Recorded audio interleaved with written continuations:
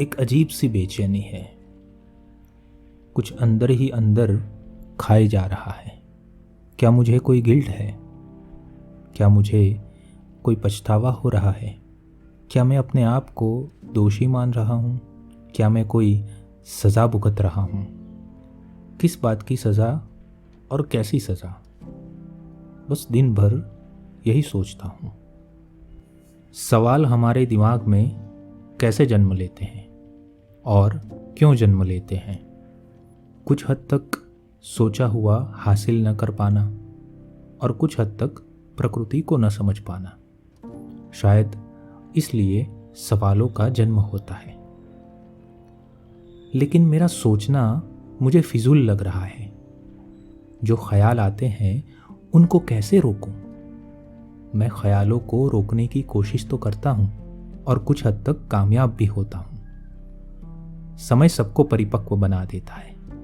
मैंने विचारों पर काबू पाना छोड़ दिया है। मुझे बुद्ध नहीं बनना। मैं आम इंसान हूं।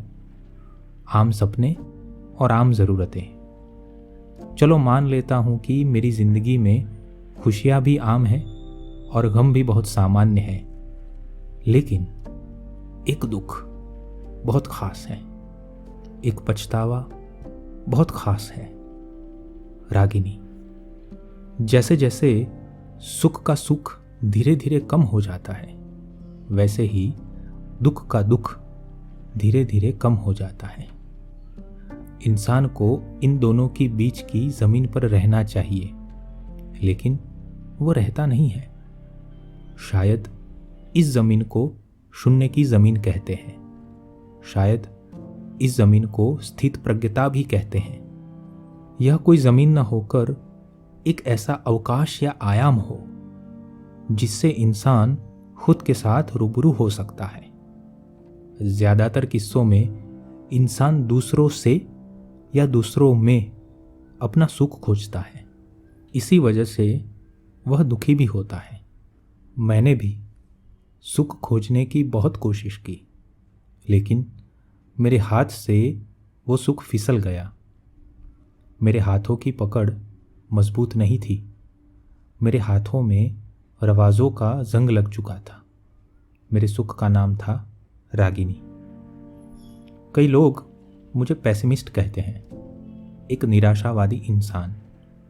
जो जैसा है वैसा कहना, अगर उसे निराशा कहते हैं तो कुछ हद तक मैं निराशावादी हूँ। मैं कभी झूठे सपनों में नहीं रहा। मुझे जो करना था मैंने किया। सपने कभी छलते नहीं हैं, बस आप सपनों तक नहीं पहुँच पाते, इसलिए हार जाते हो और सारा इल्ज़ाम सपनों पे लगाते हो।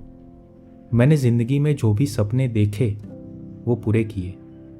एक उम्र लगा दी सपनों को पूरा करने के लिए, और मैंने वो सब हासिल किया जो मैंने सोचा था। मेरी ज़िंदगी का बस एक सपना पूरा नहीं हुआ। उस ख्वाब का नाम है रागिनी। मुझे रागिनी से प्यार नहीं था, लेकिन कुछ ऐसे जज्बात थे जिससे मेरी पूरी ज़िंदगी बदल गई। मुझे प्यार, प्रेम या इश्क शब्द में बहुत स्वार्थ नज़र आते हैं, लेकिन कभी कभी ये शब्द निस्वार्थ भावना की ऊंचाइयों को छूते हैं। एक ऐसी ही ऊंचाई पर मुझे रागिनी मिली थी, लेकिन मैं उससे बहुत दूर गहराइयों में नीचे था। एक दिन हमारा मिलना हुआ। हमारा मिलन उस क्षितिज की तरह था जहां आसमान और जमीन मिलते हैं। मैं रागिनी को सिर्फ पाना या हासिल करना नहीं चाहता था, जिसको कभी मैं कह न सका। रागिनी वो खामोशी बनकर रह गई। मैं उम्र के उस पड़ाव पर पहुंच गया हूं जहां अपनी नज़रों में खुद को कामयाब कह सकता हूं। मेरे घर वाले मुझे कहते हैं कि बहुत बड़ा आदमी बन गया है, इसलिए किसी से बात नहीं करता। मैं सिर्फ माँ से बात करता हूँ। इसके अलावा सबके अपने स्वार्थ हैं, घर वाले, परिवार और समाज। मैं इसको जितना समझने की कोशिश करता हूँ, मैं उतना ही उलझ जाता हूँ। मुझे उलझन पसंद नहीं है, कभी कभी लगता है कि मैं हद से ज़्यादा सुलझा हुआ इंसान हूँ। एक सुलझा हुआ इंसान उलझन को जल्दी भांप लेता है, लेकिन रागिनी उलझन से ज़्यादा एक सवाल बनकर रह गई है। नरीमन पॉइंट के कैफ़े में बैठे हुए मेरा दिमाग मुझसे लड़ रहा है। समंदर में उठती हुई हर लहर मुझे आकर्षित कर रही है। दोपहर 4 बजे की धूप से समंदर स्पष्ट और साफ दिखाई दे रहा है। शांति और खामोशी में विचार और गतिशील हो जाते हैं। हर एक विचार मुझसे कह रहा है कि पहले मुझे न्याय दो और रिहा करो। हर एक विचार मुझसे कहता है कि तुम्हारा दिमाग काल कोठरी से भी ज़्यादा भयावह है। टेबल पर चाय, सिगरेट और गार्लिक ब्रेड है।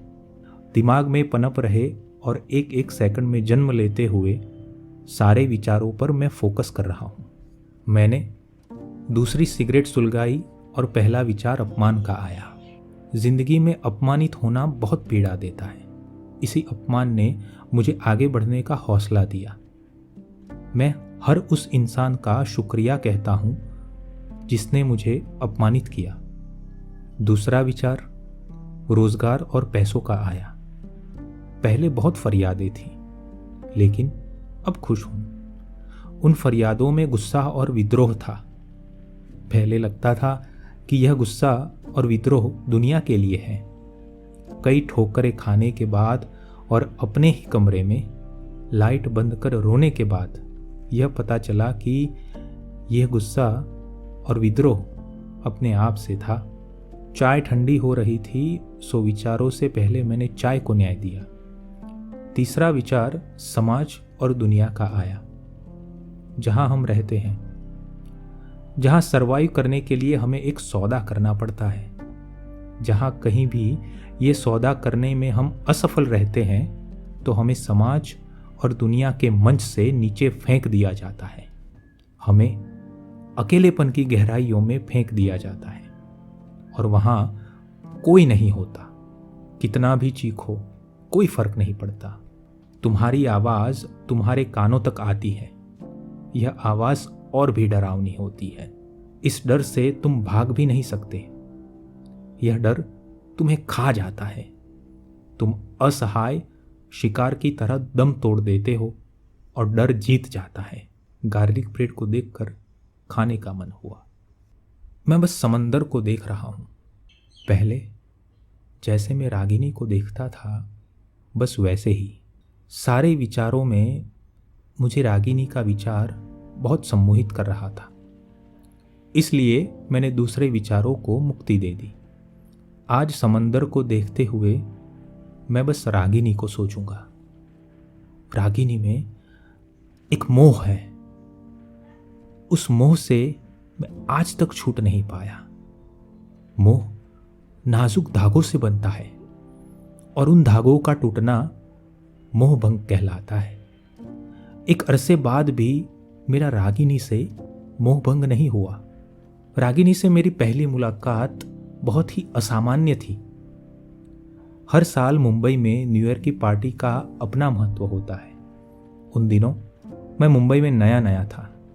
बहुत कम दोस्त थे। मेरा सबसे पहला दोस्त सुधांशु बना। मुझे मुंबई की एक मल्टीनेशनल कंपनी में डेटा एनालिस्ट की जॉब मिली थी। उस कंपनी में सुधांशु मेरा दोस्त बना। सुधांशु यूपी के अंबेडकर नगर से था। हिंदी में एक किताब लिख चुका था और दूसरी किताब लिख रहा है। वो मुझे रागिनी के फ्लैट पर ले गया और वहाँ न्यू ईयर की पार्टी थी। डिस्को लाइट, म्यूजिक और शराब। मुझे थोड़ा असहज महसूस हो रहा था। सच कहूँ तो मुंबई के तौर तरीके सीख रहा था। अंदर ही अंदर यह डर लग रहा था कि कहीं लोग मुझ पर हंस न दे।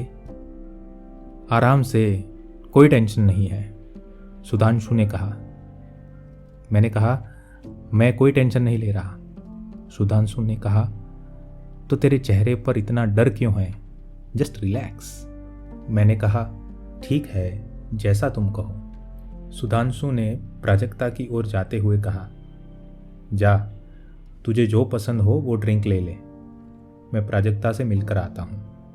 कुछ लोग मेरी कंपनी के थे, कुछ नए चेहरे दिख रहे थे।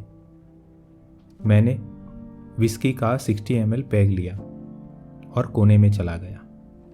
मैं सबको देख रहा था। सुधांशु प्राजक्ता से बातें कर रहा था और उस लाउड म्यूजिक में भी अपना लिखा हुआ कुछ सुना रहा था। कभी कभी बहुत आवाज़ में हमें शांति महसूस होती है। उस लाउड म्यूजिक में मैं अपने आप में खो गया था। मुझे लग रहा था जैसे मैं कोई नाटक का शो देख रहा हूँ। दर्शकों में सिर्फ मैं ही हूँ और सब कलाकार हैं। सब नाच रहे थे, झूम रहे थे, अपने ही आप में मगन। इंसान का मुख्य स्वभाव अपने तक पहुँचना होता है। अपने आप तक पहुँचने का रास्ता बहुत कठिन है, बहुत।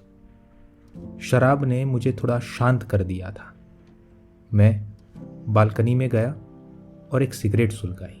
मुंह फेर कर मैंने धुआं छोड़ा। वो धुआं एक लड़की के चेहरे से होकर गुजरा। मैंने कहा था ना, रागिनी से मेरी पहली मुलाकात बहुत ही असामान्य थी। मैंने माफ़ी मांगते हुए कहा, आई एम सॉरी। रागिनी ने कहा, नो प्रॉब्लम। मैं ही अचानक बीच में आ गई। मुझे कुछ समझ में नहीं आ रहा था कि मैं क्या कहूँ। हाय, मैं विवान। हाय, मैं रागिनी। रागिनी ने पूछा, लाइटर है आपके पास? मैंने लाइटर को देते हुए कहा, यस प्लीज। रागिनी ने सिगरेट सुलगाई। रागिनी ने कहा, थैंक्स एंड बी कंफर्टेबल। वो बात करते हुए सबके बीच में चली गई। लाउड म्यूजिक पर रागिनी नाच रही थी, झूम रही थी, अपने ही आप में मस्त। मैं बालकनी से बस उसे देख रहा था। कोई भी दोस्त उसके पास नहीं था। खुद से खुश होना बहुत बड़ी बात है। मुझे रागिनी खुश नजर आ रही थी। उसे नाचते हुए देख मुझे लग रहा था कि उसे जिंदगी से कोई फरियाद नहीं है। वो अपनी ही तंद्रा में कैद थी। उस कैद में वो आजाद थी। मैं रागिनी को बस देखे जा रहा था, जैसे कोई साक्षी भाव से खुद को देखता है। बस मैं उसी तरह से रागिनी को अपलक देख रहा था। कुछ पल बाद एक लड़का आया। उसने रागिनी को बाहों में ले लिया। रागिनी ने उसका प्रस्ताव स्वीकार किया। मैं दोनों को देख रहा था। लड़का रागिनी का हाथ पकड़कर उसे रूम में ले गया। आगे क्या होगा, मुझे ये जानने की तीव्र इच्छा हुई। हाँ, यह बिल्कुल गलत है, पर उस रात सारी घटनाएं मुझे किसी नाटक या कहानी की तरह लग रही थी। मैं कुछ भी सोचे बिना उसके रूम के नज़दीक चला गया। रूम का दरवाज़ा थोड़ा खुला रह गया था। म्यूज़िक की आवाज़ कम आ रही थी। उस रूम के आगे 2 लड़के थे और 3 लड़कियां थीं। मैं दूसरा पैग लेकर उस रूम से थोड़ा आगे खड़ा रह गया। मैं चोर नज़र से रूम की ओर देख रहा था। लड़का रागिनी को किस कर रहा था। लड़का रागिनी को अपने वश में करना चाह रहा था। क्या एक दूसरे के जिस्म को पा लेने की इच्छा को ही प्यार कहते हैं, या प्यार सिर्फ हार्मोन्स की ज़रूरतें हैं? रागिनी हारी हुई छत की ओर देख रही थी। मैं रूम के थोड़ा और नज़दीक गया। मैं दरवाजे के ठीक आगे खड़ा रहा। अपनी ही धुन में मस्त होने का नाटक किया मैंने। रागिनी ने पूछा, अक्षय, शादी कब करनी है? अक्षय ने कहा, जब डिवोर्स मिल जाए। रागिनी ने सवाल किया, डिवोर्स कब मिलेगा? अक्षय ने कहा, बस जल्द ही, 2 महीनों के अंदर। रागिनी थोड़ा गुस्सा होती है। ऐसा तुम पिछले 4 महीनों से बोल रहे हो। अक्षय ने कहा, वो भी थोड़ा चिड़चिड़ा है। क्या करूं बोलो? ऑफिस के टेंशन के साथ साथ पर्सनल लाइफ के झमेले मैं एक साथ नहीं संभाल सकता। मुझे थोड़ा वक्त चाहिए। रागिनी ने सवाल किया, क्या तुम मुझसे प्यार करते हो? अक्षय ने भी सवाल किया, ऐसा क्यों पूछ रही हो? रागिनी ने कहा, बस ऐसे ही। अक्षय ने रागिनी को बाहों में लेकर कहा, हाँ, मैं तुमसे प्यार करता हूं और तुमसे ही शादी करूंगा। रागिनी ने कहा, आई लव यू अक्षय। वो बहुत खुश लग रही थी। अक्षय ने कहा, चलो भगाओ अपने फ्लैट से सबको, मुझे तुमसे प्यार करना है। मुझे उस रूम के आगे खड़ा रहना अब ठीक नहीं लगा। मैं वहाँ से चला गया। पार्टी खत्म होने के बाद मैं और सुधांशु घर आ गए थे। सुधांशु ने पूरे रास्ते में मुझसे कहा कि वो प्राजक्ता से बहुत प्यार करता है। क्या सच में वो प्राजक्ता से प्यार करता है या सिर्फ हॉर्मोन्स की ज़रूरतें हैं? सुधांशु से पता चला कि रागिनी हमारी कंपनी में टीम लीडर है। कुछ महीनों के लिए वो बेंगलुरु गई थी। अब वो मुंबई में हमारे साथ ही काम करेगी। उस रात मैं देर तक जागा था। रागिनी ने अक्षय से सवाल किया था, क्या तुम मुझसे प्यार करते हो? हम ऐसा सवाल क्यों करते हैं? जज्बात के मामलों में हम सबसे असुरक्षित क्यों हैं? एक डर हमेशा सताता है कि जिससे प्यार करते हो उसका प्यार न करना। उस स्थिति में हम अपने आप को सबसे ज़्यादा लाचार अनुभव करते हैं। किसी का प्यार न करना, किसी का छोड़ देना निराशा और उदासी के बीहड़ में खो जाने के बराबर लगता है। हमें उस बीहड़ से डर लगता है, हमें उस सन्नाटे से डर लगता है। उस डर को हम अपने दिलो दिमाग पर हावी होने देना नहीं चाहते। रागिनी भी उस बीहड़ के सन्नाटे से डर रही थी। इसलिए रागिनी ने अक्षय से सवाल किया था, क्या तुम मुझसे प्यार करते हो? 1 महीना बीत जाता है। रागिनी हमारी टीम को लीड कर रही थी। काम करते हुए रागिनी को देखना एक अलग अनुभव होता था। उस 1 महीने में मैंने रागिनी को करीब से देखा और उसको जाना। रोज सुबह किया हुआ मेकअप रात को उतर जाता। सुबह से ज़्यादा मुझे वो रात को अच्छी लगती थी। मैं एक दिन कैफेटेरिया में बैठकर लंच कर रहा था। वो मेरे टेबल पर आकर बैठ गई। रागिनी ने कहा, कैसे हो विवान? मैंने कहा, ठीक हूँ मैं। रागिनी ने अचानक पूछा, तुम्हारी उम्र क्या है? मैंने कहा, 32। रागिनी ने कहा, मैं 30 की हूँ। रागिनी कुछ पल के लिए चुप रही। मैंने कहा, मैं कुछ समझा नहीं। रागिनी हंसते हुए कहती है, मुझे मैम मत कहो। मैंने कहा, ओके मैम। रागिनी ने कहा, नो मैम। रागिनी ने कहा, हमारी टीम में एक तुम ही हो जो सबसे ज़्यादा शांत रहते हो। मैंने कहा, मेरा स्वभाव ही ऐसा है, कम बोलना और ज़्यादा काम करना। रागिनी ने मेरी आंखों में देखते हुए कहा, जो लोग कम बोलते हैं उनके अंदर एक शांत ज्वालामुखी होता है, न जाने कब विस्फोट हो जाए। बस 2 ही वाक्य में रागिनी ने मुझको कह दिया कि मैं कैसा हूँ। वो सच थी। हम दोनों औपचारिक बातें कर रहे थे, तभी उसको एक कॉल आई। वो फ़ोन पर बात करते हुए चली गई। शायद अक्षय की कॉल होगी। उसने कहा था कि वो 2 महीने के अंदर डिवोर्स ले लेगा। 1 महीना ख़त्म हो चुका था। रागिनी मुझसे दूर फ़ोन पर बात कर रही थी। मैं उसके चेहरे को देख रहा था। उसके चेहरे पर हर भाव उभरते रहे। चेहरे पर चिंता की रेखाएं थीं और कुछ खो देने का डर था। उसने एक पल के लिए मुझे देखा और वहाँ से चली गई। मैं सोच रहा था कि अक्षय ही होगा, और अक्षय ने क्या कहा होगा? क्या उसने और 2 महीने मांगे होंगे? अचानक से मेरे सामने वो दृश्य आ गया जब रागिनी हारी हुई छत को देख रही थी।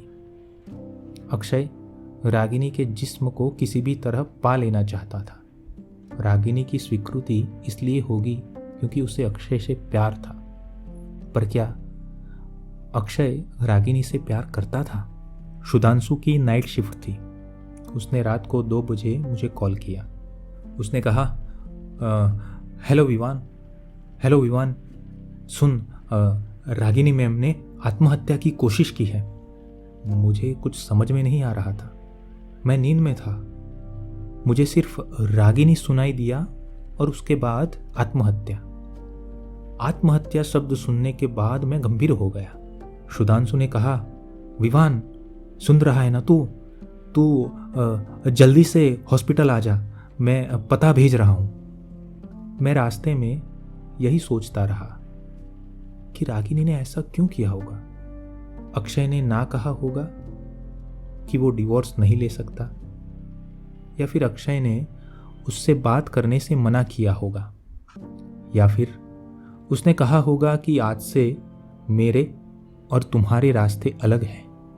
आज से मेरी दुनिया और तुम्हारी दुनिया अलग है। मुझे कब रागिनी की इतनी परवाह होने लगी पता ही नहीं चला। नहीं, मैं फिर से कह रहा हूं, मुझे रागिनी से प्यार नहीं था। 32 साल की उम्र तक पहुंचते पहुंचते मैं 2 बार प्यार कर चुका हूं। जो मैंने देखा है वो सिर्फ ज़रूरतें होती हैं, खोखली ज़रूरतें, निम्न कक्षा की ज़रूरतें। वहाँ प्यार नहीं होता, सिर्फ एक दूसरे से जो मिलता है वो पा लेने की ओछी अपेक्षाएं होती है। नहीं, मैं फिर से कह रहा हूं, मुझे रागिनी से प्यार नहीं था, बिल्कुल नहीं। ज़रूरतों को परिभाषित किया जा सकता है, प्यार को नहीं, क्योंकि मेरा मानना है कि इस दुनिया में प्यार है ही नहीं। वो सिर्फ इंसान का एक वहम होता है। वो वहम के जंगल में भटकता रहता है उम्र भर, लेकिन उसे प्यार कभी नहीं मिलता, कभी नहीं। मैं हॉस्पिटल पहुंचता हूं। सुधांशु और दूसरे कलीग के चेहरों की अवसाद की रेखाएं मैं पढ़ रहा था। मैं उसके पास बैठ गया। कुछ पल इंतजार करने के बाद डॉक्टर आए और उन्होंने कहा, आई एम सॉरी। मेरे दिमाग में विचारों का तूफान उठ रहा था। मैं किसी ऊंचाई से नीचे गिर रहा था। मुझे बार बार कोई दीवार पर पटक रहा था। मैं बिना पानी की मछली जैसा छटपटा रहा था। मैंने खामोशी में कहा, रागिनी। सुधांशु के हाथ में कागज था। शायद वो सुसाइड नोट होगा। मैंने उसके हाथ से वो कागज ले लिया। उस कागज में लिखा था, मैंने जो भी कदम उठाया है इसके लिए मैं किसी को जिम्मेदार नहीं ठहरा रही, अक्षय तुमको भी नहीं। मैंने अपनी मर्जी से ये कदम उठाया है। अक्षय, मैं तुमसे बहुत प्यार करती हूं और करती रहूंगी, लेकिन जाते जाते प्यार क्या है मैं तुम्हें बताना चाहती हूं। जब भी तुम मुझे बिना छुए आंख भर के देखते थे वो प्यार था। जब भी तुम मेरे कंधे पर अपना सिर रख के बिना कुछ कहे रोने लगते थे वो प्यार था। मेरे पैरों की पायल को छूते हुए तुमने मेरे पैरों को चूम लिया था वो प्यार था। तुम्हारा गले लगाकर मेरे माथे पर हाथ फेरना वो प्यार था। लेकिन वहशी होकर तुम मेरे जिस्म के मालिक बनना चाहते थे वो प्यार नहीं था। जब भी तुम कायरों की तरह समाज और रवाजों की बातें करते थे वो प्यार नहीं था। जब भी तुमको दुनिया के सामने मुझे अपनाने में दिक्कत हुई वो प्यार नहीं था। आखिरी बार जब तुमने मुझे कहा था कि मेरी दुनिया और तुम्हारी दुनिया अलग है, और वो सच था। अगर मैं तुम्हारी दुनिया में आती तो बस कठपुतली बनकर रह जाती, जिससे तुम जब चाहे खेल सकते। इसलिए मैं जा रही हूं अपनी दुनिया में। रागिनी मेरे लिए निमित्त बनी और मुझे सोचने पर मजबूर कर दिया कि क्या इस दुनिया में प्यार है। सुसाइड नोट हाथ में था। मैं रागिनी को सोच रहा था। मैंने खुद से कहा, रागिनी, तुम जहां भी रहना, खुश रहना। ये दुनिया तुम्हारे लिए नहीं थी। मुझे रागिनी से प्यार नहीं था, लेकिन कुछ ऐसे जज्बात थे जिससे मेरी पूरी जिंदगी बदल गई। मुझे प्यार, प्रेम या इश्क शब्द में बहुत स्वार्थ नजर आते हैं, लेकिन कभी कभी ये शब्द निस्वार्थ भावना की ऊंचाइयों पर हमें ले जाते हैं। एक ऐसी ही ऊंचाई पर मुझे रागिनी मिली थी और मैं उससे बहुत दूर गहराइयों में था। एक दिन हमारा मिलना हुआ। हमारा मिलन उस क्षितिज की तरह था जहां आसमान और ज़मीन मिलते हैं। मैं रागिनी को सिर्फ पाना या हासिल करना नहीं चाहता था। मैं कभी जिसको कह न सका, रागिनी वो खामोशी बनकर रह गई।